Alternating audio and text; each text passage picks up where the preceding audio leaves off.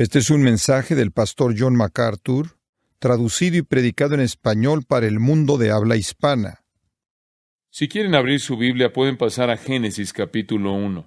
Génesis capítulo 1. Y finalmente vamos a llegar a la sección acerca de los orígenes en Génesis 1, y después un poco entraremos al capítulo 2, lo cual será el énfasis de nuestro estudio en las semanas venideras. La Biblia abre con una declaración monumental. En el principio creó Dios los cielos y la tierra. Y con esa declaración, la palabra de Dios, las Sagradas Escrituras, afirman la existencia del universo y todo lo que hay en él como el producto del acto creado por Dios. Es una declaración muy importante. Este versículo, lo repito, afirma la existencia del universo y todo lo que hay en él como el producto del acto creado por Dios. En este versículo se nos muestra que la evolución, la teoría dominante de la ciencia, no es verdad. Lo que existe no existe porque evolucionó, sino porque Dios lo creó. En semanas pasadas hemos tratado de mostrar que la evolución no es científica. La evolución no es razonable. La evolución es imposible e irracional. Hemos estado diciendo que nunca ha habido un hilo de evidencia de que la materia en ningún nivel químico puede o podrá organizarse a sí misma por sí misma. Inclusive cuando es energizada, cuando hay energía que la active, mucho menos se organice a sí misma hacia arriba hasta llegar a la vida de una manera viable y seguir ascendiendo y de manera continua a un nivel más alto de vida y finalmente alcanzar la vida humana. Nunca ha habido una hebra de evidencia de que la materia hace eso o puede hacer eso. Fue hace más de 100 años atrás que Louis Pasteur probó que la biogénesis espontánea no puede ocurrir. Una célula no puede incrementar su complejidad. Una célula no puede añadir la información necesaria en su ADN o su código genético para llevarse a sí misma a un nivel más elevado. Eso es imposible. Nunca ha sido hecho, nunca ha sido visto. Nada se muta hacia arriba. Nada atraviesa por un proceso de mutación que va subiendo. De hecho, la selección natural, la cual fue una frase en la cual Darwin se apoyó, la selección natural o el proceso de cambio o mutación siempre es descendiente, nunca es ascendente. Siempre es descendente, nunca es ascendente. La vida individual, la cual varía demasiado desde el centro de las especies, va hacia abajo, es la ley de la entropía. De esta manera, los mutantes no mejoran las especies, están en un declive. De manera inevitable mueren a nivel celular. La selección natural, entonces, solo es ascendente, no descendente. La selección natural es solo descendente, no ascendente. Y la selección natural, de hecho, evita que la evolución se lleve a cabo.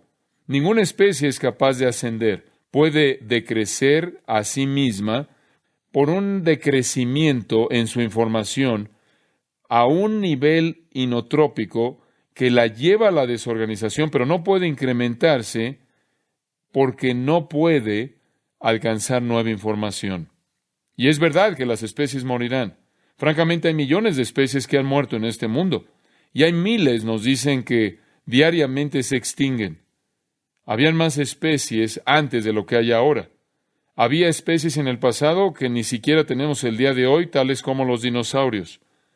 Bien puede ser que hubieron otros tipos de monos, otros tipos de mamíferos como especies, como también insectos y aves y serpientes y criaturas del mar y todo eso, que han muerto y pudieron haberse visto como eslabones entre varias especies, pero nunca ha habido una hebra de prueba de que un tipo de especie puede convertirse en otro tipo de especie, mucho menos un tipo de vida más elevado.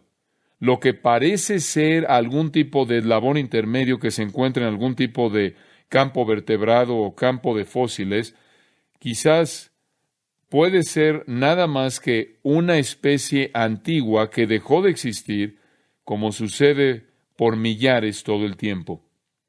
La evolución, entonces, con su teoría del caos y su teoría de la materia no inteligente, existiendo con características al azar, organizándose a sí misma al azar, hasta llegar a formas inmensamente complejas y en términos definitivos al nivel de la inteligencia humana y personalidad, es tan absurda y tan imposible y tan imprecisa en términos científicos que ninguna persona honesta podría creerla. La evolución es una violación de todo lo que la ciencia moderna sabe que es verdad. Por otro lado, no necesitamos la evolución para explicar nada, porque acabamos de leer cómo sucedió en Génesis 1:1. La materia inorgánica no puede organizarse a sí misma hacia arriba hasta convertirse en materia orgánica. La materia orgánica no puede organizarse a sí misma mediante características al azar para convertirse en un organismo más complejo y finalmente alcanzar el nivel de inteligencia y personalidad humanas. Eso no puede suceder. No sucede. Bueno, la gente pregunta, y esta es una perspectiva muy popular el día de hoy, pero pregunta, ¿acaso no podría Dios? Reconocemos a Dios, reconocemos a un creador, pero ¿acaso Dios no pudo haber usado la evolución después de haber creado la materia original? ¿Acaso Dios no pudo haber usado la evolución en el sentido de evolución teísta? No, Dios no pudo haber usado la evolución porque la evolución es imposible. La evolución da por sentado que la materia se puede organizar a sí misma de manera ascendente por sí misma. A. E. Wilder Smith, un científico brillante que ha realizado una obra realmente que ha abierto la brecha en este tema y que es un creacionista abierto y fuerte, escribió, y cito, «La información necesaria para construir al hombre no reside en los pocos elementos que se necesitan para componerlo». Fin de la cita. No puedes explicar al hombre, inclusive mediante los componentes a los que él puede ser reducido en un laboratorio. La información genética no puede venir de ningún lado.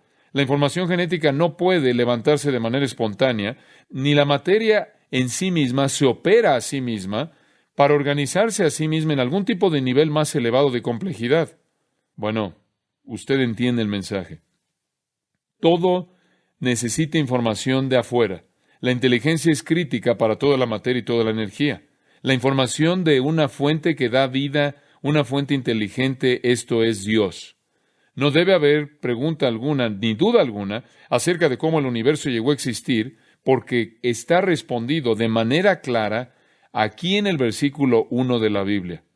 Y yo creo que es apropiado, preciso, es correcto decir que si hubiera una teoría que no fuera la evolución, fuera de la creación divina, si hubiera algo fuera de la creación divina o la evolución, los científicos se alinearían para proponerla.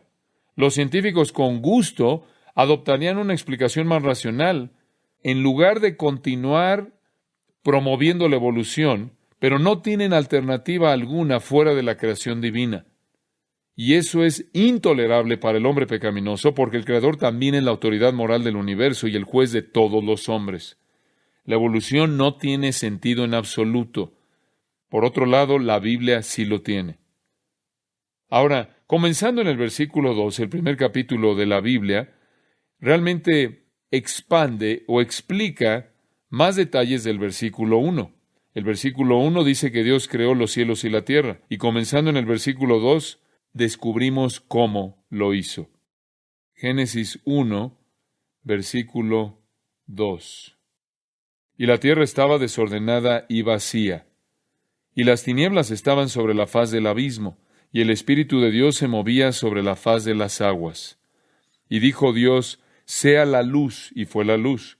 Y vio Dios que la luz era buena, y separó Dios la luz de las tinieblas. Y llamó Dios a la luz día, y a las tinieblas llamó noche. Y fue la tarde y la mañana un día. Luego dijo Dios, haya expansión en medio de las aguas, y separe las aguas de las aguas. E hizo Dios la expansión, y separó las aguas que estaban debajo de la expansión, de las aguas que estaban sobre la expansión. Y fue así. Y llamó Dios a la expansión cielos, y fue la tarde y la mañana el día segundo. Dijo también Dios, júntense las aguas que están debajo de los cielos en un lugar, y descúbrase lo seco. Y fue así. Y llamó Dios a lo seco tierra, y a la reunión de las aguas llamó mares. Y vio Dios que era bueno. Después dijo Dios, produzca la tierra hierba verde, hierba que dé semilla, árbol de fruto que dé fruto según su género, que su semilla esté en él, sobre la tierra. Y fue así. Produjo, pues, la tierra hierba verde, hierba que da semilla según su naturaleza, y árbol que da fruto, cuya semilla esté en él, según su género. Y vio Dios que era bueno. Y fue la tarde y la mañana el día tercero. Dijo luego Dios, haya lumbreras en la expansión de los cielos para separar el día de la noche, y sirvan de señales para las estaciones, para días y años, y sean por lumbreras en la expansión de los cielos para alumbrar sobre la tierra. Y fue así. E hizo Dios las dos grandes lumbreras, la lumbrera mayor para que señorease en el día, y la lumbrera menor para que señorease en la noche. Hizo también las estrellas.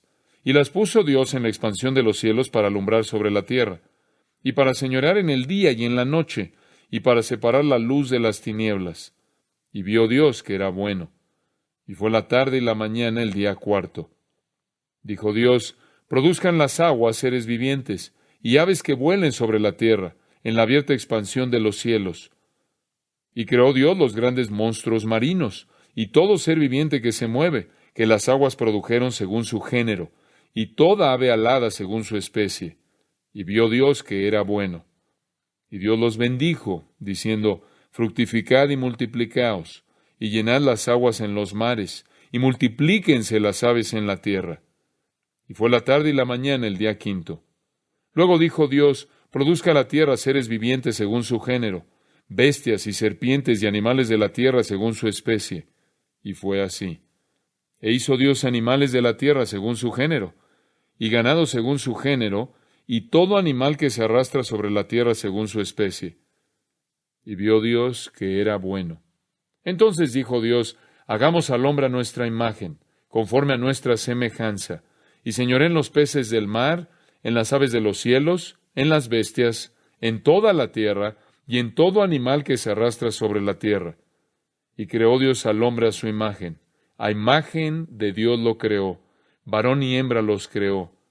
Y los bendijo Dios y les dijo, fructificad y multiplicaos, llenad la tierra y sojuzgadla, y señoread en los peces del mar, en las aves de los cielos, y en todas las bestias que se mueven sobre la tierra. Y dijo Dios, he aquí que os he dado toda planta que da semilla, que está sobre toda la tierra, y todo árbol en que hay fruto y que da semilla, os serán para comer. Y a toda bestia de la tierra, y a todas las aves de los cielos, y a todo lo que se arrastra sobre la tierra en que hay vida, toda planta verde le será para comer. Y fue así. Y vio Dios todo lo que había hecho, y he aquí que era bueno en gran manera. Y fue la tarde y la mañana el día sexto.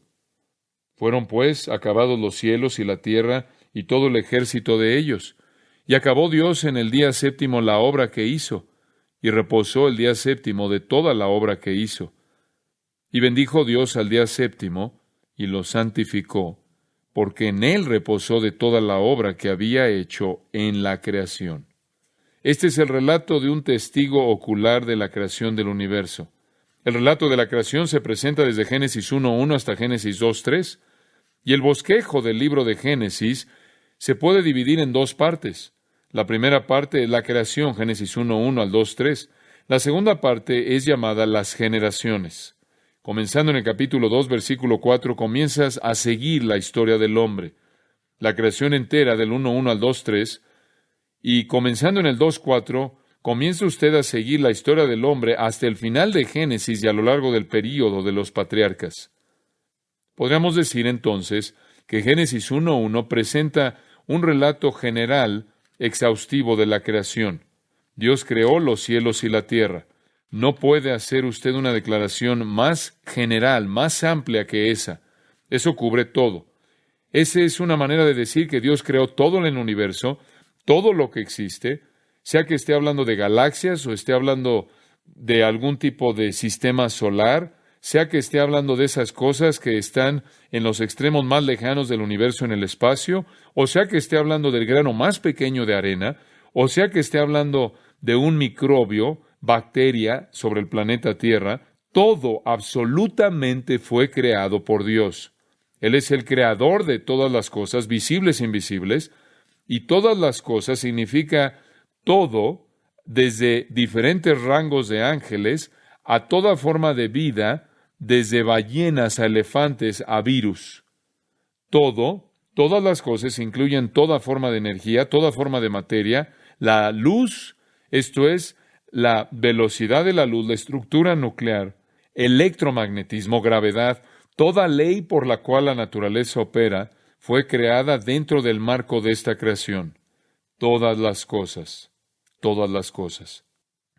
Detrás de la creación de todo en el universo está el Dios vivo, quien hizo que todo existiera de manera, más bien, que hizo que todo existiera, y Él siempre ha existido de manera eterna, pero no siempre había sido el Creador. Pero aquí Él se convierte en el Creador y Él crea todo, absolutamente todo. Y comenzando en el capítulo 2, versículo 4, como dije, Él se concentra en el hombre y regresa a explicar la creación del hombre. Y Él entonces cuenta la historia del hombre que fluye realmente hasta el final de las Escrituras. Pero este es solo un relato de un testigo ocular de la creación, Génesis 1:1 al 2:3. No es alegoría. No hay nada en el texto hebreo o en el texto en español que indique que esta es una historia inventada, que este es algún tipo de retrato alegórico. No hay nada aquí que indique que este es algún tipo de poesía mística, que este es algún tipo de estilo literario lírico, que es algo diferente de historia real. Dicho de otra manera, esta es historia expresa, historia escrita por parte de Dios a través de Moisés. El Creador mismo le dio a Moisés este relato preciso de la historia.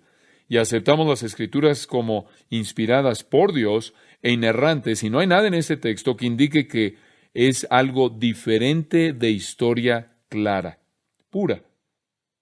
Ahora, cuando dice en el versículo 1, en el principio creó Dios, usa la palabra bara. Bara. Cuando es usada en la raíz kal del hebreo, es usada en las Escrituras solo en referencia a la obra divina de Dios. Hay un aspecto único aquí, y ese aspecto único es lo que la hace absoluta. Bara, que se traduce creó, significa en esencia que el Dios infinito, eterno, personal, trino, el Dios del universo, hizo que las cosas existieran, todo lo que existe, hizo que existiera cuando no existía antes de este momento. Él creó, en latín decimos, ex nihilo, de la nada. Esto es, no había material preexistente. Hebreos 11:3 lo dice. Por la fe entendemos haber sido constituido el universo por la palabra de Dios, de modo que lo que se ve fue hecho de lo que no se veía. Las cosas que vemos en el universo creado no fueron hechos de algo más, fueron hechos de la nada, ex nihilo, sin material preexistente. Es una manera de decir que todo lo que nos rodea, su cuerpo, el lugar, la banca donde está usted sentado, el edificio en el que usted se encuentra, las calles a nuestro alrededor, los árboles, las flores, la ciudad, el estado, la nación, el continente, todo el mundo, las estrellas, la luna, todo lo que puede ver, todo lo que no puede ver, protozoos, amibas o simplemente polvo, todo arreglo de materia que existió de manera instantánea vino de la nada, no vino de material preexistente, no vino de cosas que aparecen, vino de la nada. Y Génesis es el único registro de la creación, es la única fuente de información acerca de la creación. Ahora, al concentrarnos en este versículo, vamos a hacer 3 preguntas, y creo que estas son preguntas fascinantes, y creo que van a ver lo fascinante que son conforme avanzamos. Primera pregunta, ¿cómo es que Dios creó?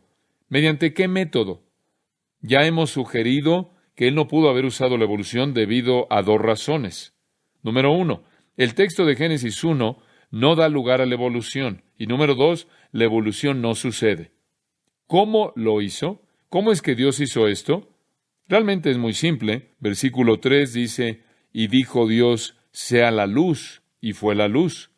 Versículo 6, luego dijo Dios, hay expansión en medio de las aguas y separe las aguas de las aguas. Y eso es lo que sucedió. Versículo 9, dijo también Dios, júntense las aguas que están debajo de los cielos en un lugar y descúbrase lo seco. Y fue así. Versículo 11, después dijo Dios, produzca la tierra hierba verde, hierba que dé semilla, árbol de fruto que dé fruto según su género, que su semilla esté en él sobre la tierra. Y fue así. Versículo 14, dijo luego Dios, haya lumbreras en la expansión de los cielos para separar el día de la noche, y sirvan de señales para las estaciones, para días y años. Y fue así. Versículo 20, dijo Dios, produzcan las aguas seres vivientes y aves que vuelen sobre la tierra en la abierta expansión de los cielos. Y fue así. Y fue así. Y vio Dios que era bueno. Y después en el versículo 24, luego dijo Dios, produzca la tierra seres vivientes según su género, bestias y serpientes y animales de la tierra según su especie, y fue así. Versículo 26, entonces dijo Dios, hagamos al hombre. ¿Cómo hizo Dios esto? ¿Cuál fue su método? Él habló. Él habló e hizo que existiera de la nada. Este es Dios. El Salmo 33, versículos 6 y 9. Por la palabra de Jehová fueron hechos los cielos, y todo el ejército de ellos por el aliento de su boca. Porque Él dijo, y fue hecho. Él mandó, y existió. Esa es la afirmación del salmista del relato de Génesis de la creación. Dios dijo, sea, y fue. Sea, y cada vez que Él lo dijo, fue. Esto es lo que llamamos creación fiat. Él lo quiso, lo habló, y existió. Él lo quiso e hizo que existiera hablando. Salmo 148, 5 dice, porque Él mandó y fueron creados. De aquí vino todo. No existió. Dios quiso que existiera. Él habló y existió. Ese es el relato divino de la creación. En Marcos 13:19 habla acerca del principio de la creación que Dios creó, simplemente en caso de que alguien pudiera cuestionarlo, y lo tiene a lo largo del Antiguo Testamento usted. El énfasis está en el hecho de que Dios creó. Mateo 19:4. ¿No habéis leído que el que los hizo al principio varón y hembra los hizo? Una y otra vez las Escrituras hacen referencia a Dios como el Creador. Romanos 1 lo dice que es tan evidente que Dios es el Creador, que si no lo ves, estás sin excusa. Colosenses, ese primer gran capítulo, versículo 16, en donde dice, porque en Él fueron creadas todas las cosas, las que hay en los cielos y las que hay en la tierra, visibles e invisibles, sean tronos, sean dominios, sean principados, sean potestades. Todo fue creado por medio de Él y para Él. Eso lo resume. Esa es siempre la afirmación bíblica, Nuevo Testamento y Antiguo Testamento, de Dios como el Creador. Hebreos 1, versículo 10. Tú, oh Señor, en el principio fundaste la tierra, y los cielos son obra de tus manos. Las Escrituras de manera continua afirman que Dios es el Creador y que Él creó simplemente porque quiso hacerlo y después habló y existió. Escuche Romanos 4:17. Este es otro testimonio. Como está escrito, te he puesto por padre de muchas gentes, delante de Dios, a quien creyó. Y aquí está la definición de Dios. Dios, el cual da vida a los muertos, escuche esto, y llama las cosas que no son como si fuesen. Eso es Romanos 4:17. La creación es Dios llamando a la existencia lo que no existe. No hay lugar en eso para la evolución. La evolución es algo que aparece, algo que ha mutado, se ha transformado de algo más. Esa no es creación. En un punto en particular en la eternidad, el Dios eterno habló e hizo de esta manera que todo existiera. Y prácticamente lo hizo de componentes que nunca antes habían existido. Por lo tanto, decimos que el universo material, espacio-tiempo, tuvo un principio absoluto, no algún tipo de principio relativo. Y el significado claro, regresando a Génesis, el significado simple, claro de Génesis 1, francamente no se puede debatir. Es inequívoco. En el principio creó Dios todo, los cielos y la tierra, todo. San Agustín escribió esto en su confesión, y cito, porque tú los creaste de la nada, no de tu propia sustancia, o no de alguna materia no creada por ti misma, o ya algo que existía, sino a partir de materia que tú creaste, al mismo tiempo, conforme las cosas que tú hiciste, debido a que no hubo un intervalo en el tiempo antes de que tú les dieras forma a esta materia sin forma. Fin de la cita. No hubo material preexistente, y nada de lo que existe no fue creado por Dios. Juan 1:3, todas las cosas por Él fueron hechas, y sin Él nada de lo que ha sido hecho fue hecho. No hay nada que exista que Dios no creó. Esto está muy, muy claro en las Escrituras. Regrese por un momento a Génesis 1, y quiero recordarle de algo que es muy importante. Toda la creación comenzó y terminó en 6 días. Es claro que no hay debate, no hay argumento en esto. Observe el capítulo 2, versículo 2. Y acabó Dios en el día séptimo la obra que hizo y reposó el día séptimo de toda la obra que hizo. Él creó el universo entero de la nada, sin que hubiera material preexistente, y lo hizo en 6 días.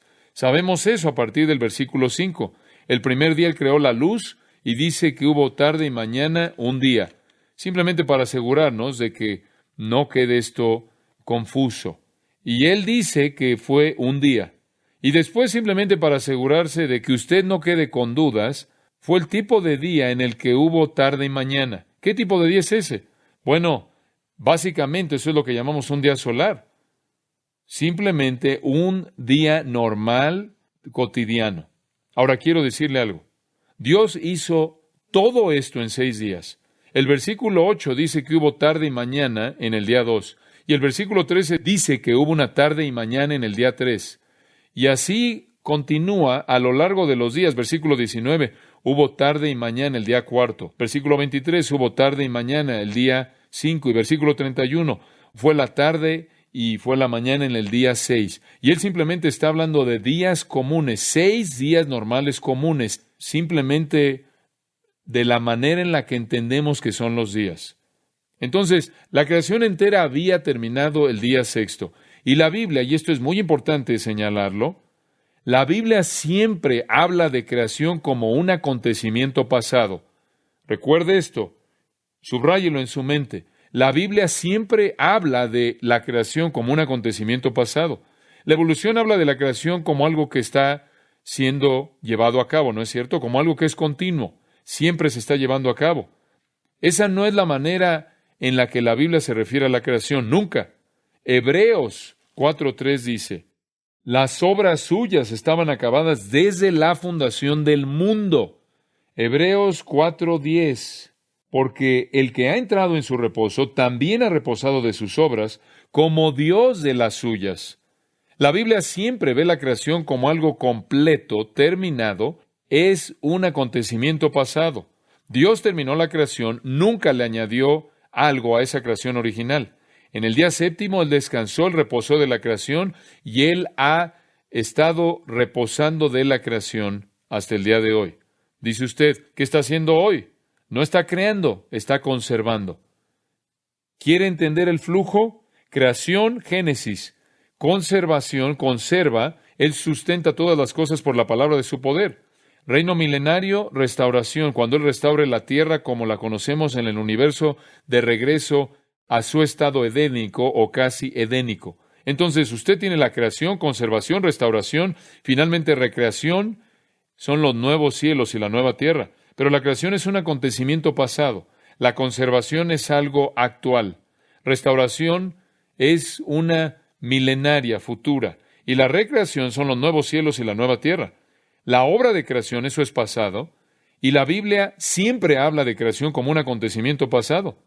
No es un acontecimiento continuo. La evolución demanda una transición continua. Inclusive los evolucionistas teístas que dicen que creen en la Biblia, lo que hacen es que ven el proceso evolutivo como algo necesario, que el proceso evolutivo siga y siga y siga y siga, y de esta manera haya nuevas cosas que viven, surgen. Pero Dios creó todo en 6 días. No hay evolución en ese capítulo. No hay una pista de evolución en ningún lugar en este capítulo. No hay lugar para una teoría de la evolución porque usted tiene días. Y el versículo 31, y vio Dios todo lo que había hecho, y he aquí que era bueno en gran manera. Ahora, Dios terminó su creación 6 días y dijo que era bueno en gran manera. Entonces, ¿qué significa eso? Nada era malo. Nada era malo y eso significaría que nada era inferior. Nada sobrevivió. Nada, en cierta manera, usted sabe como las plantas que usted planta, nada se murió. ¿Sabe por qué? Porque no había muerte. No había muerte. Observe y piense en esto. Cuando Dios terminó su creación, Él la vio en su totalidad. De hecho, lo dice varias veces que Él vio que era buena. Y Él vio todo lo que había hecho, ahí en el versículo 31, y vio que era bueno en gran manera. Nada era inferior. Nada hubo que no sobreviviera. Nada había sido matado en la lucha por la supervivencia del más fuerte. Si la creación hubiera involucrado algún tipo de proceso evolutivo, entonces Dios habría tenido que decir, bueno, lo bueno llegará hasta el final. Y Él no dijo eso. ¿Y cómo podría haber habido billones de años de evolución, billones de años de lucha y de muerte y supervivencia en un mundo en donde no había maldición? ¿En un mundo en donde no había muerte? Ni siquiera tiene muerte usted, sino hasta Génesis capítulo 3. El apóstol Pablo lo presenta de una manera absolutamente explícita en el libro de Romanos, diciendo que fue a través del pecado que la muerte entró al mundo. No había pecado en esa creación perfecta. No había pecado, no pudo haber habido muerte. Entonces no hay lugar para que las plantas y animales mueran. No hay caída, no hay pecado. No hay pecado, no hay muerte. No hay muerte, no hay evolución. La caída vino e introdujo o abrió la puerta a la muerte, y la muerte abrió la puerta a la ley de la termodinámica, la entropía, la desintegración y el desorden. Y en este punto no existía algo así. Entonces no hay manera en la que usted pueda inyectar la evolución de manera legítima a este texto. Y simplemente una cosa más. Cuando Dios hizo todo totalmente crecido. Usted sabe el antiguo proverbio o la antigua pregunta, ¿qué vino primero? ¿El pollo o el huevo? ¿Quiere la respuesta? ¿Conoce usted la respuesta? El pollo estaba totalmente crecido, era adulto. Dios no solo aventó semillas en toda dirección de especies de vida que no habían nacido, sino que Él creó todo absoluta y completamente crecido, habiendo llegado a su crecimiento máximo, a su madurez completa, de tal manera que era capaz de reproducirse a sí mismo, sosteniendo su vida, sustentando su vida, y esa es la razón por la que Él dijo, es bueno en gran manera. Entonces, ¿cómo creó Dios? Él habló e hizo que existiera todo, y lo hizo en 6 días. No hay manera de darle la vuelta a eso. Y simplemente para ayudarle un poco con eso, la gente dice, bueno, ¿qué hay acerca de la palabra día? ¿Acaso no puede significar algo más? Es la antigua y francamente simple palabra hebrea yom, significa día. Es usada en la Biblia para indicar un día solar normal de 24 horas o algunas veces para referirse a la porción que tiene luz en un día. Y usted podrá decir, bueno, yo no voy a estar en 4 días. Podría usted decir, me voy en 4 días. O voy a estar fuera 4 días. Y con eso usted se refiere a 4 días, día y noche. O podrá decirle a alguien, este ha sido un día hermoso. Y se está refiriendo a la porción de luz del día, en la que hubo luz en ese día. Y usted usa la palabra de la misma manera en la que los hebreos la usaban. Cuando yom es modificada por un número, en términos universales, sin excepción, en las Escrituras se refiere a un día normal solar. Ahora, algunas veces día es usada en las Escrituras para referirse a un periodo de tiempo que no es definido de manera precisa. Job dijo, mis días son vanidad. El Salmo 90, versículo 9 dice, nuestros días han pasado. Y eso no es definido, pero entendemos lo que eso significa, un periodo de tiempo.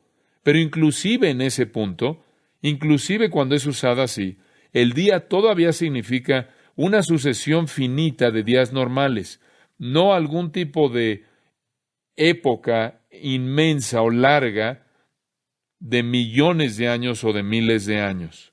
Y creo que lo que puede ser la afirmación más fuerte Y necesito hacer esto porque usted puede hacer la pregunta acerca de, usted sabe, ¿por qué Dios tomó 6 días? ¿Por qué no lo hizo en 6 minutos o 6 segundos?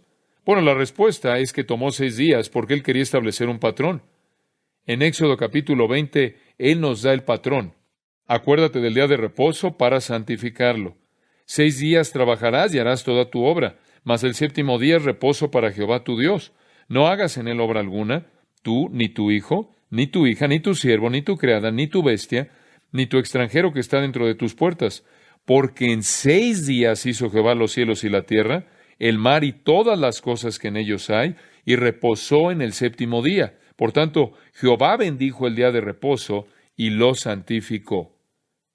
Dios quiso establecer un patrón para la humanidad, y ese patrón era: trabaja 6 días y tiene un día en el cual lo aparta para reposar, descansar, para refrescar tu cuerpo, y te concentras en adorar a Dios. Dios escogió hacerlo en 6 días para establecer un patrón para nosotros. Ahora, si de hecho le hubiera tomado billones de años, entonces el patrón es ridículo. La obra de la creación estableció el patrón para el hombre que lleva su imagen. 6 días trabaja y un día adora. Henry Morris, en su libro El registro de Génesis, dice, y cito, Dios llamó la luz día y a la oscuridad llamó noche, como si estuviera esperando un malentendido futuro.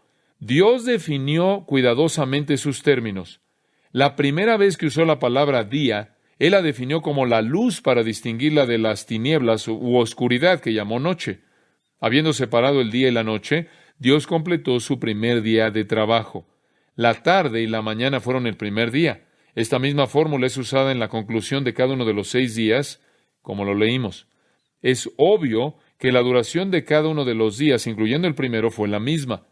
Es claro que, comenzando con el primer día y siguiendo a partir de ahí, hubo un periodo establecido de sucesión cíclica de días y noches, períodos de luz y períodos de oscuridad. Fin de la cita.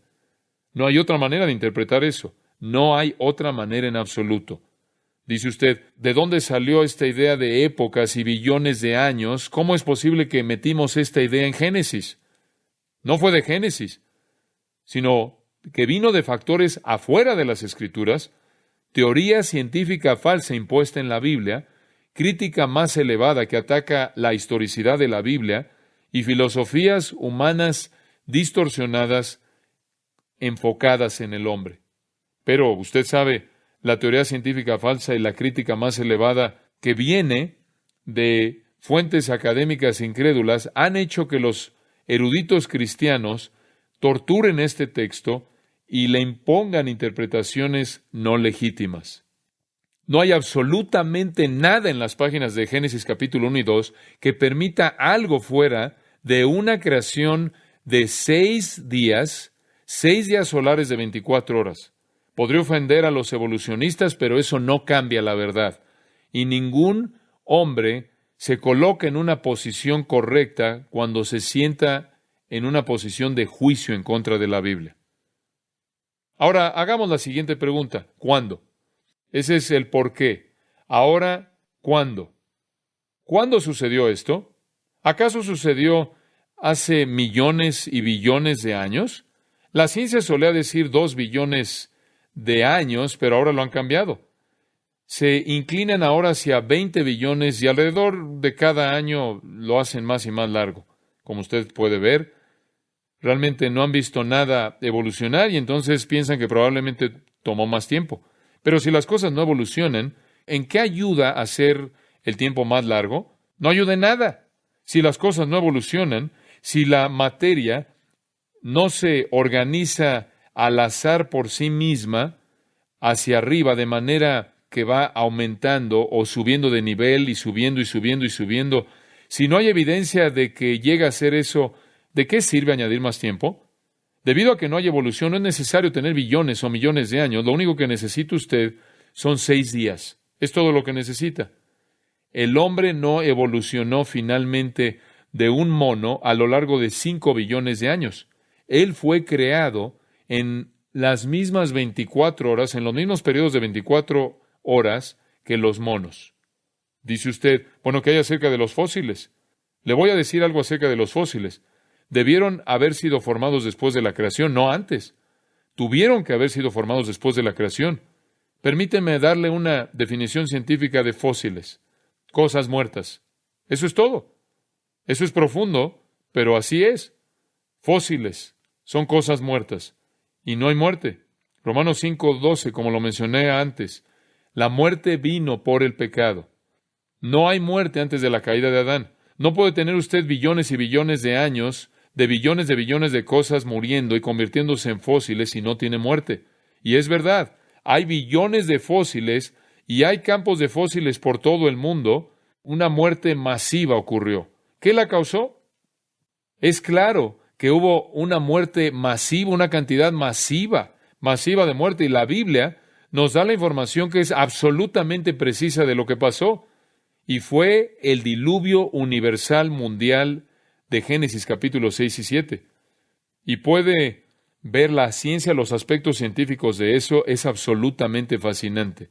Es muy probable que en ese entonces, lo que los científicos piensan que hubo una gran separación entre los continentes, fuentes de las profundidades fueron rotas y la superficie de la Tierra fue cambiada y las placas tectónicas chocaron y empujaron las montañas que solían estar en el fondo del mar. Esa es la razón por la que encuentra usted fósiles de peces en las montañas Himalaya y en el Gran Cañón. La Tierra entera fue fracturada. No hay suficiente agua que caiga durante 40 días para ahogar la Tierra ahí arriba de los Himalayas, a más de 25,000 pies de altitud. No hay suficiente agua de lluvia que pueda caer. El agua tenía que venir de otro lugar, y así fue. Vino de el piso de los océanos, conforme la lava prácticamente rompió esas placas y abrió la superficie, y la superficie de la Tierra se abrió, se rompió, y la lava se derramó, prácticamente calentando el agua a un punto de una alta temperatura, y conforme el agua se convertía prácticamente en vapor y llegaba al cielo y eventualmente se vaporizaba de nuevo y se convertía de nuevo en agua y caía en la tierra e inundó la tierra en un diluvio masivo. Y toda esta actividad de placas tectónicas que está chocando, estas placas chocando, empujando las montañas, y todo eso puede ser rastreada hasta el diluvio. En Mateo capítulo 2, versículos 37 al 39, se refiere ahí al diluvio y usa la palabra griega cataclusmos, la palabra cataclismo. Literalmente reorganizó de manera total la superficie de la tierra. Lo que hizo es que inundó a la tierra entera en agua. Cubrió la tierra entera en agua. Y ese cataclismo hidráulico masivo es lo que produjo la extinción de muchos animales, francamente de manera instantánea, o durante el periodo de días cuando llovió y creó esta muerte a nivel mundial que produjo los fósiles. Segundo de Pedro 3 habla de cómo Dios destruyó la tierra entera, versículo 6, inundándola con agua. Ese gran cataclismo mundial produjo las capas polares, produjo la época de hielo y explica los fósiles. Y hay mucho más acerca de eso que podrá leer por usted mismo. Hay una cantidad inmensa de material científico acerca del diluvio y su impacto cataclísmico en la tierra. Entonces, hacemos la pregunta, ¿cuándo sucedió esto? Si no necesitamos épocas y años y años y años y billones de años para formar a los fósiles, y por cierto, eso generalmente no lo va a resolver. Digo, si tomas los huesos de tu ave muerta y los pones en tu jardín, ¿cuánto tiempo se va a tardar para que se convierta en un fósil? Nunca se va a volver un fósil. En la tierra, el piso tendría que abrirse y aplastar esos huesos y detenerlos ahí para que usted tenga algún tipo de fósil.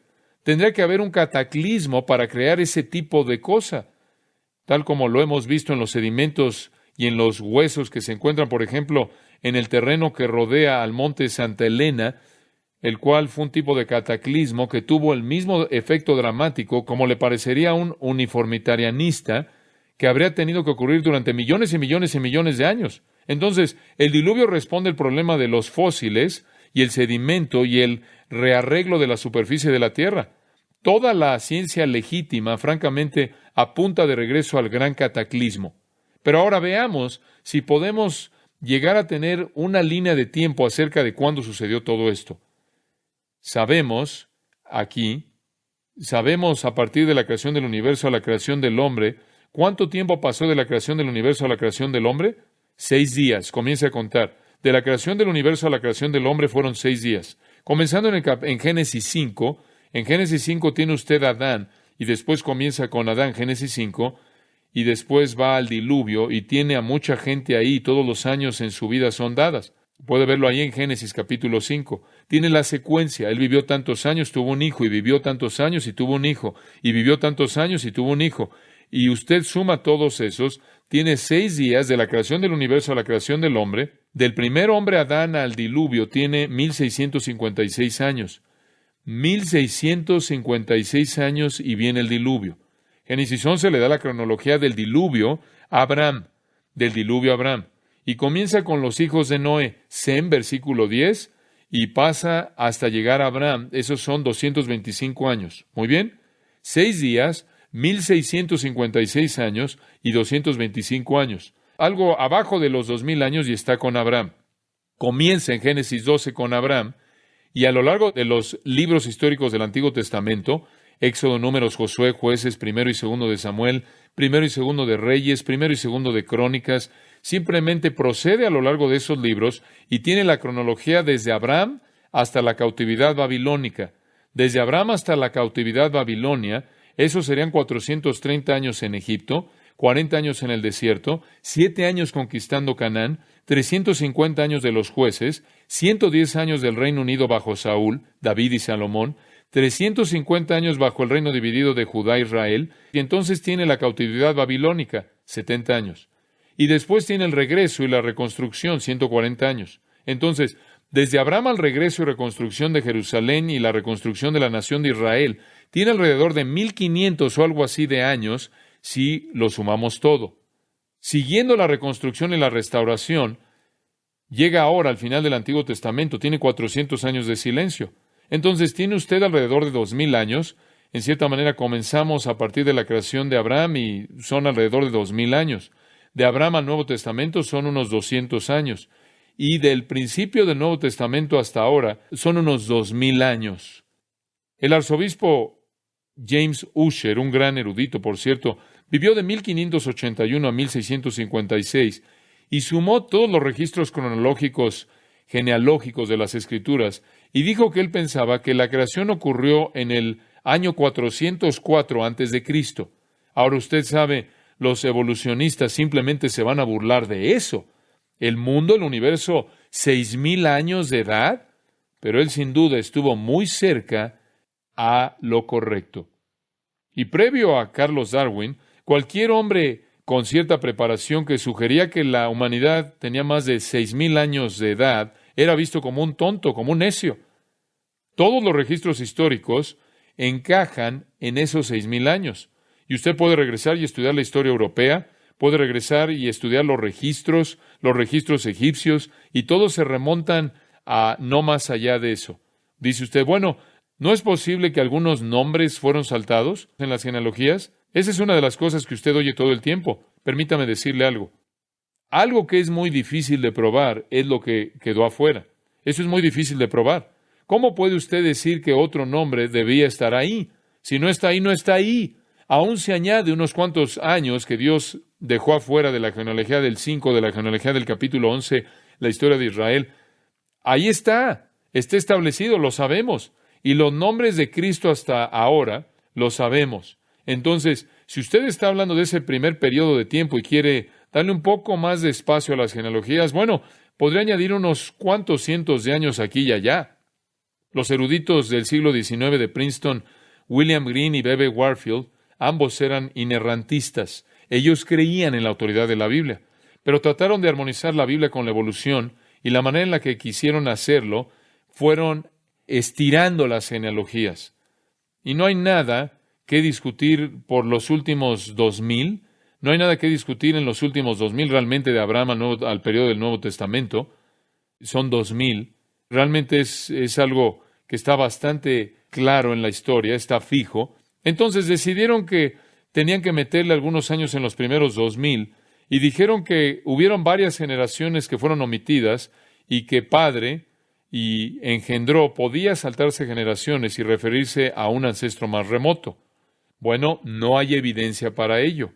William Kelly escribe, y cito, aun si Green y Warfield estuvieran en lo correcto al depositar algunos espacios dentro de las genealogías de Génesis, la asignación más generosa de espacios entre las varias generaciones no podía añadir más de varios cientos, o ya hablando de una manera extrema, quizás 1000 o algo así de años en la cronología.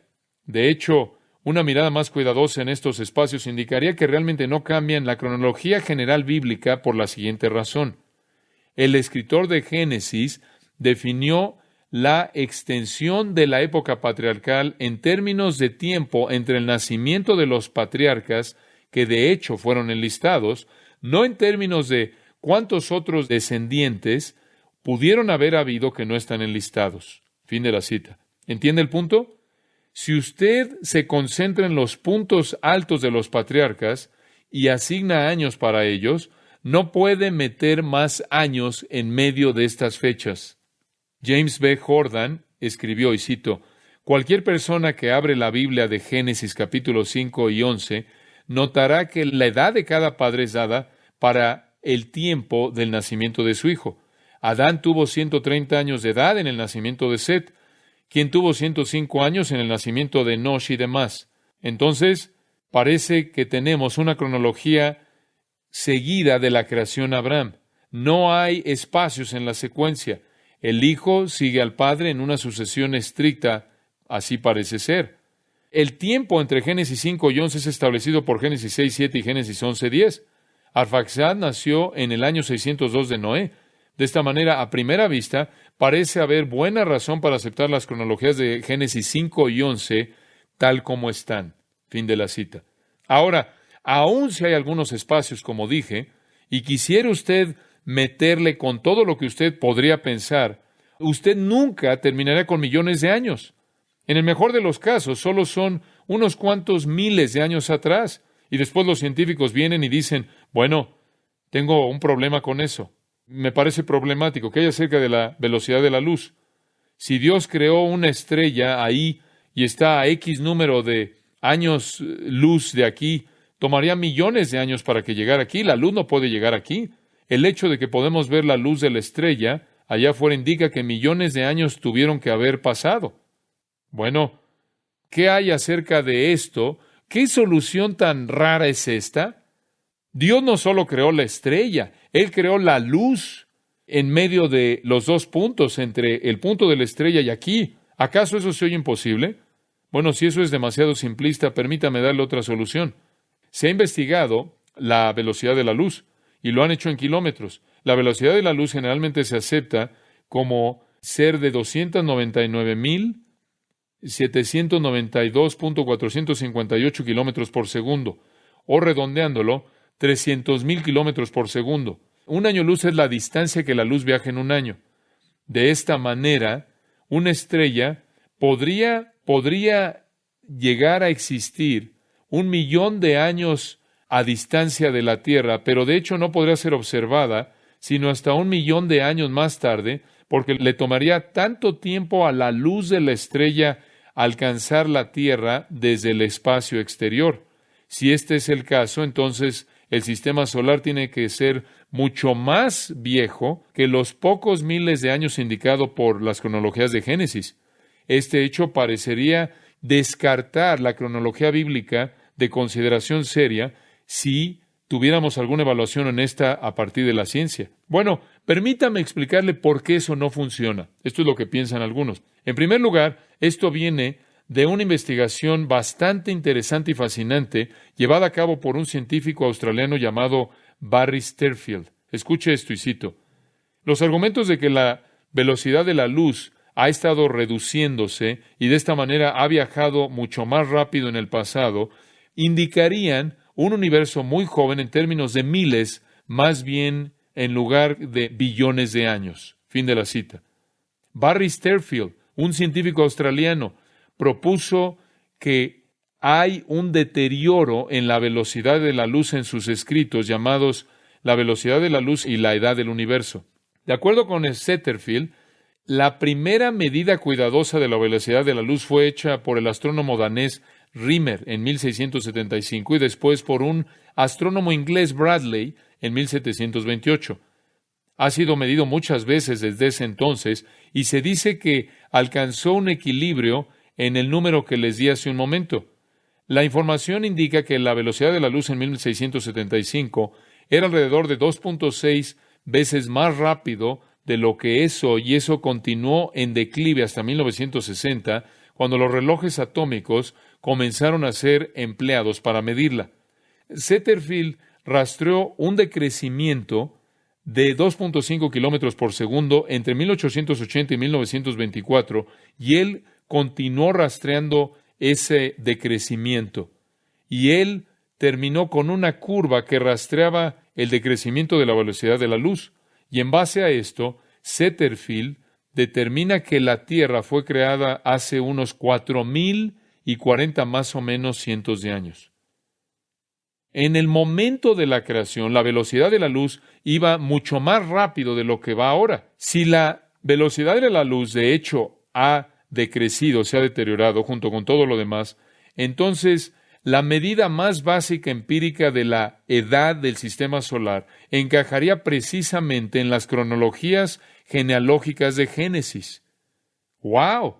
Si usted tan solo toma esos mismos números y los coloca en una curva, termina con la luz siendo instantáneamente casi 6,000 años atrás. ¿Acaso eso le sorprende?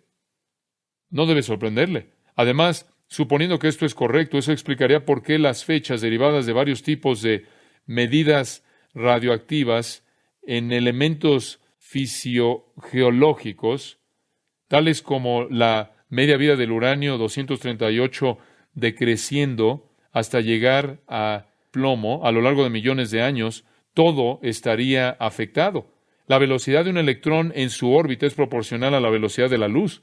Todo cambia y lo que parece ser viejo no es viejo en absoluto si usted entiende este hecho inmenso. De esta manera, las épocas o las edades radiométricas en las rocas, meteoritos y otros objetos astronómicos, en años convencionalmente medidos, todas pueden ser predecidas por el alto valor inicial del mar y acomodados dentro de un marco de 6,000 años. Y no quiero ya entrar a más detalles, ya he dicho más de lo que sé, pero les voy a decir esto. Podemos comenzar con un punto fijo, y el punto fijo es Génesis 1. Génesis 1. No encontramos nada en la ciencia que de manera legítima descarte la veracidad de esta creación en 6 días, alrededor de 6,000 años atrás. Bueno, se acabó nuestro tiempo, entonces voy a guardar lo que iba a decir para la próxima vez. Y esto es lo bueno en estas series. Puedo terminarlo, puedo detenerme en donde sea. Hubieron 3 actos de la creación, simplemente resumiendo: el universo, animales y hombre. Y el hombre realmente sobresale, hecho imagen de Dios, para que Dios pudiera comunicarse con nosotros, con seres inteligentes, morales, conscientes de sí mismos, que pueden entender las palabras, la conversación abstracta, simbólica, y de esta manera llegar a conocer a nuestro Creador de manera personal para que podamos adorarlo y servirlo para siempre. Y vamos a entrar a más del por qué la próxima vez. Muy bien, oremos juntos. Padre, gracias de nuevo por tu palabra que nos da luz, inclusive en este tema tan increíble de la creación. Continúa guiándonos y dirigiéndonos conforme nos sentamos con confianza a los pies del Espíritu de Dios, el autor de las Escrituras, quien nos da el relato de un testigo ocular del momento mismo de la creación. Te bendecimos porque tú eres el Creador, quien también es el Redentor, a quien conocemos y amamos y con quien nos comunicamos regularmente y con quien tendremos comunión juntos para siempre. Gracias por esta gran